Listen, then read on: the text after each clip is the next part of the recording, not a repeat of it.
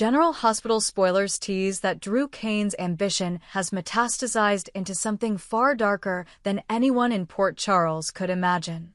Hidden beneath his charming smile and attentive demeanor lies a calculating predator who's been orchestrating a string of crimes so insidious that even his closest allies would recoil in horror if they learned the truth.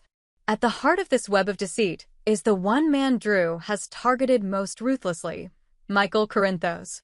And unwittingly, Willow Corinthos has been drawn into his schemes, blind to the danger lurking at every turn until Jason Morgan and Michael themselves assemble the evidence piece by piece. Drew's campaign against Michael began not with a bang, but with whispers, late-night phone calls, unexplained errors in clinic inventories, subtle misdirections that culminated in Michael's being steered toward a clandestine meeting in Germany. When Michael recounted to Jason how Willow had flown out to join him, believing it a spontaneous reunion arranged by Michael's staff, Jason's instincts flared. Something didn't add up. Why Germany? Who would arrange for clinic personnel to charter a jet and secure VIP treatment under false pretenses? As Jason dug in, he uncovered the first dark corner of Drew's handiwork.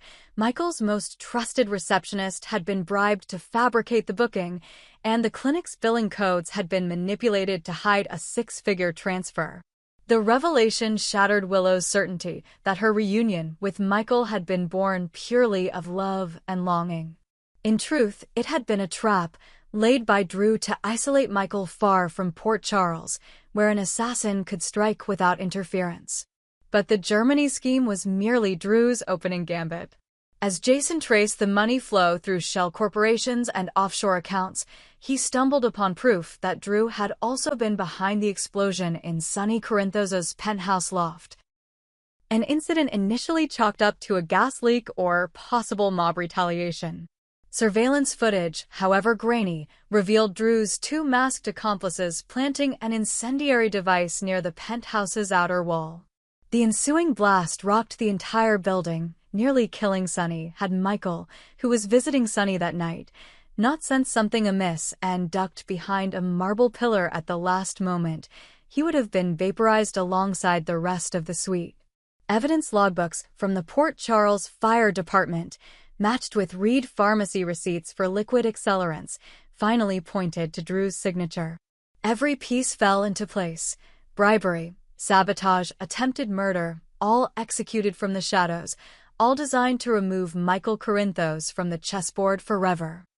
Jason and Michael presented this mountain of proof to the district attorney's office, their jaws set with grim determination. Michael watched the faces of the prosecutors grow pale as they absorbed the scope of Drew's betrayal. Willow, summoned in confidence to the DA's conference room under the pretense of a routine briefing, sat across from her former fiancé in stunned silence. The documents lay piled between them, bank transfers, bribery contracts, explosion schematics annotated in hastily scrawled handwriting that matched Drew's distinctive penmanship. When Jason finally looked at Willow, his dark eyes were uncharacteristically soft. "I'm sorry you had to learn this way," he said quietly.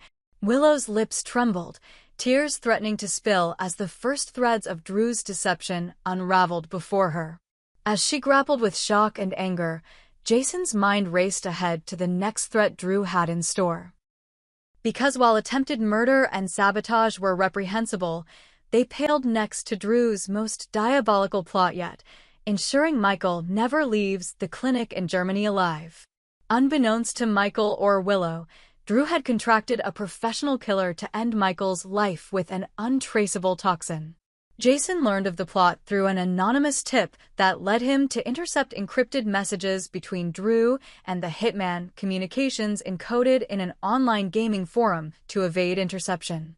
The poison, a rare neurotoxin derived from exotic flora, was slated to be delivered to the assassin in Dusseldorf, where Michael's medical team was told to administer it under the guise of a new experimental treatment for chronic pain.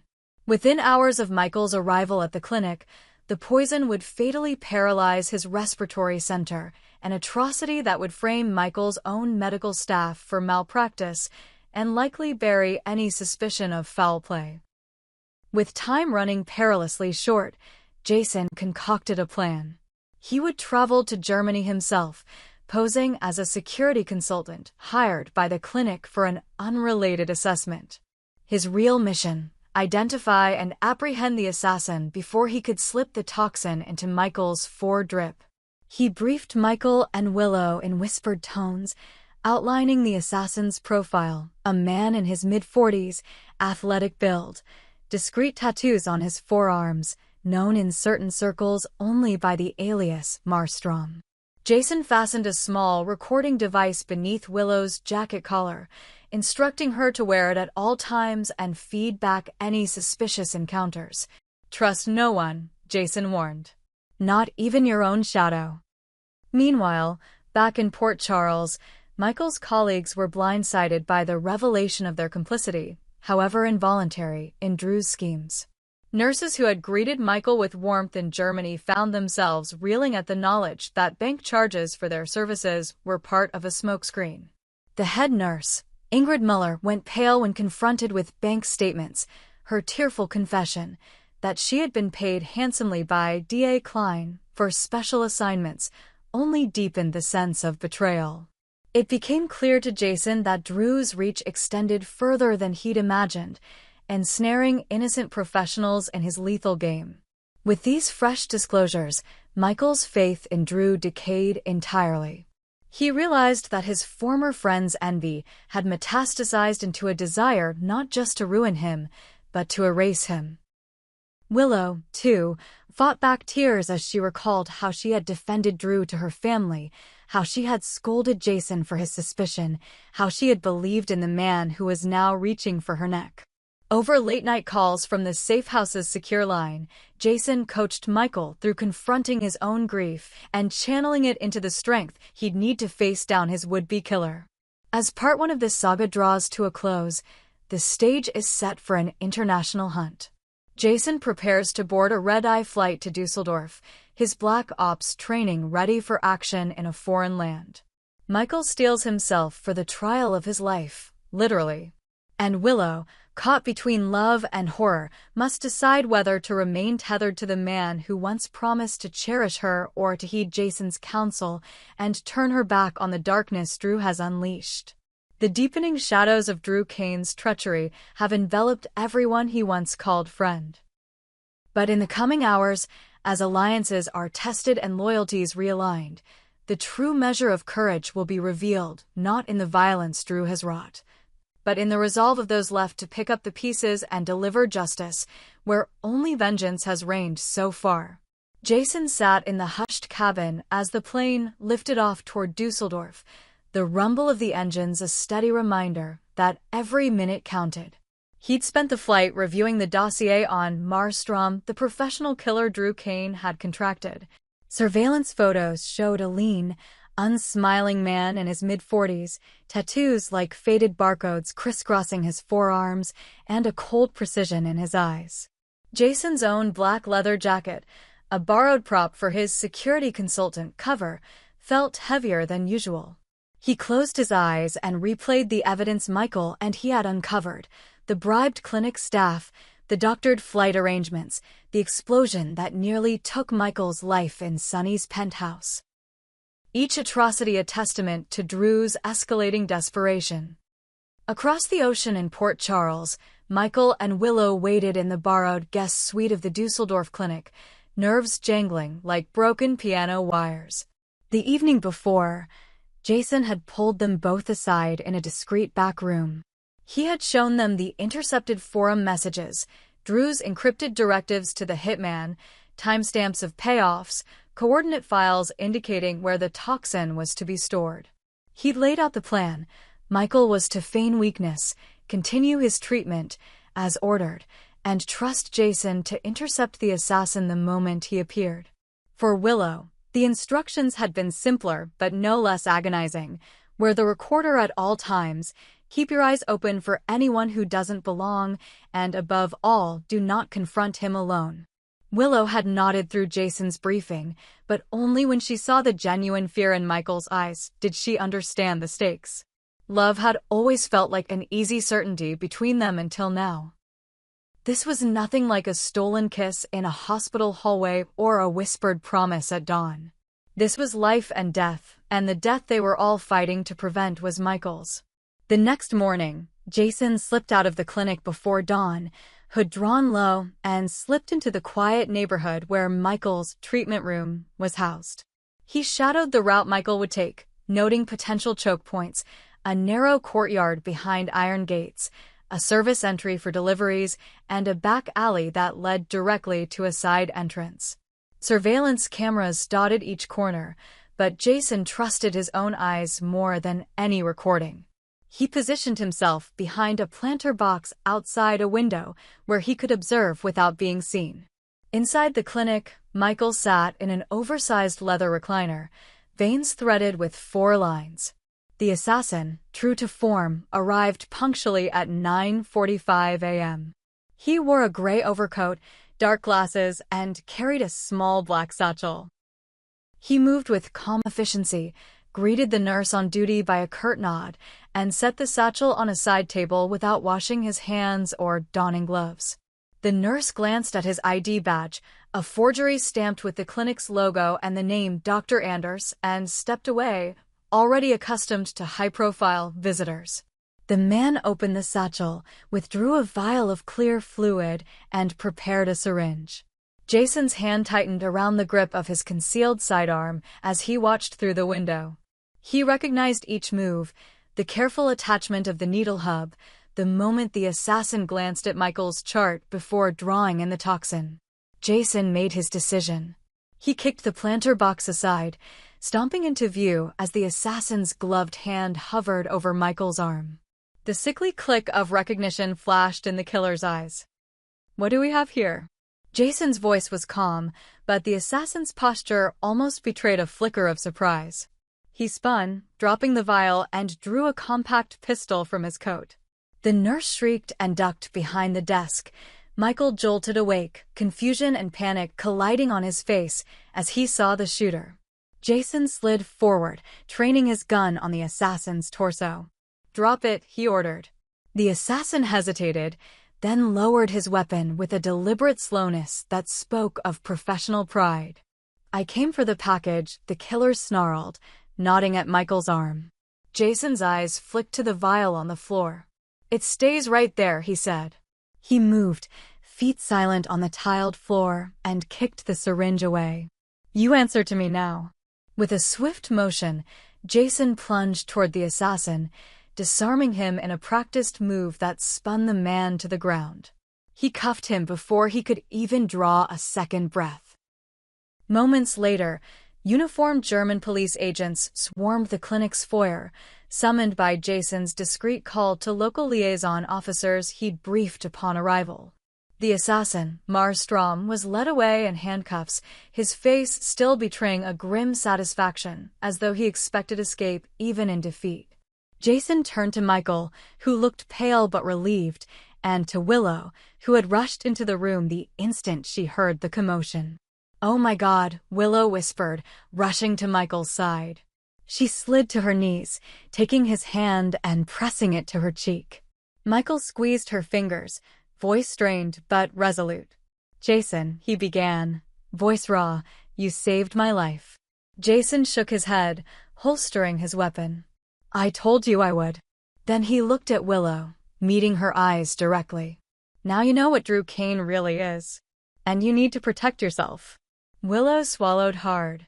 The world she thought she understood had dissolved into suspicion and betrayal. She thought of the night flights to Germany, the whispered assurances from Drew when he'd promised to surprise her, the warmth in his smile, all lies manufactured to frame a perfect crime. I never would have believed he was capable of this," she admitted, voice barely above a whisper. "He acted like he cared about me."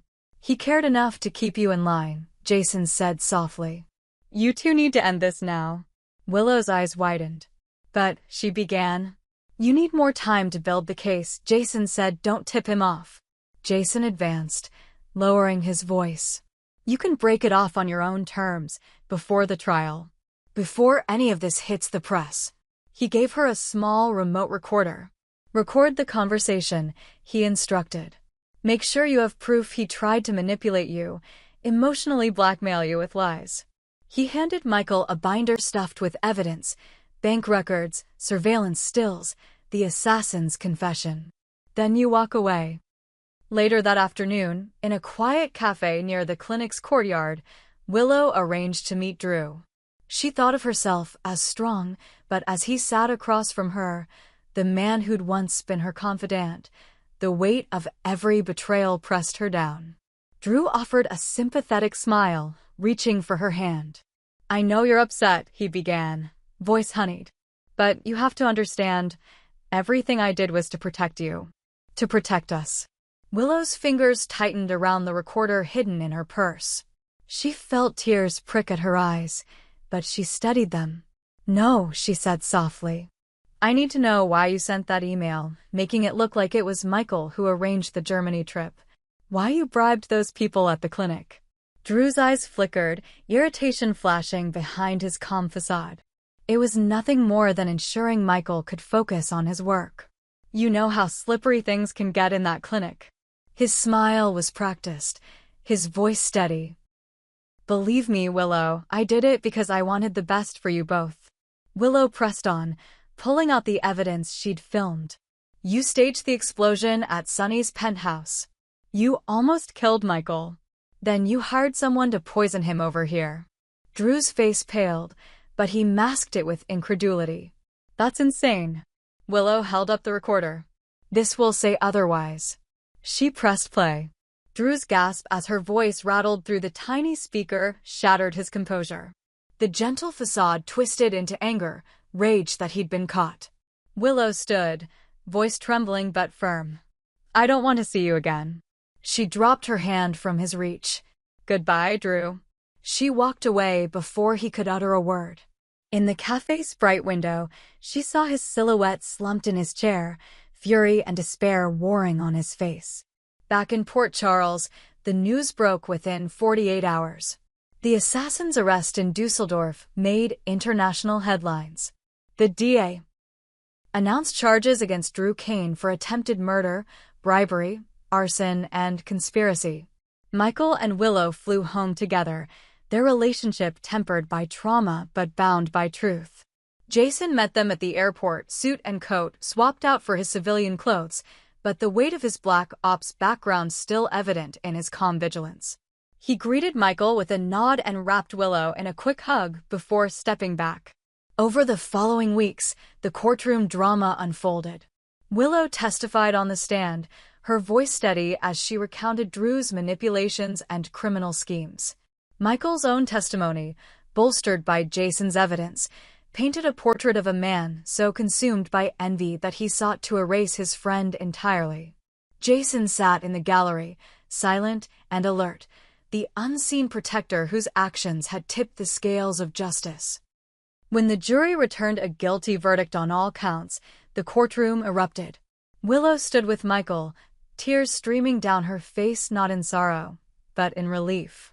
Jason approached afterward, offering a rare, genuine smile. It's over, he said. Michael clasped his friend's shoulder. Couldn't have done it without you. Jason simply nodded, as though the danger had been his alone to bear. In the aftermath, Willow and Michael rebuilt their lives, cautious but hopeful. Their relationship, once tested by love and betrayal, now rested on a foundation of unvarnished truth. Jason returned to his usual routines in Port Charles, but with a new sense of calm.